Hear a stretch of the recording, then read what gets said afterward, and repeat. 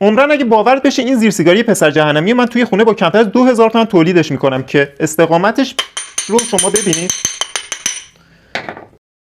برای تولیدش نیاز داریم به 350 گرم گچ سفید ساختمانی که یه چیز حدود 500 تومان در میاد و 70 گرم هم سیمان سفید که اینا بگیم 250 تومان و رقیق شده متارزین هم 150 گرم. همه پودرها رو با هم قاطی میکنیم. به متارزینمون من رنگ ژله سنگ و رنگ رو اضافه میکنم، کربن بلک همین مقدارم کافیه که بهمون یه رنگ توسی تیره بده. همش میزنیم بچه‌ها که کاملا حل بشه.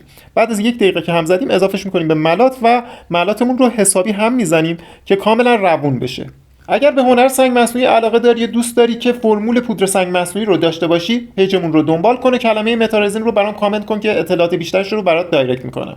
بعد از اینکه حباب گیری کردیم و 45 دقیقه کار توی قالب مون، کار رو از قالب در میاریم و خروجیش رو دارید میبینید. یه توصیه خیلی قشنگ شده.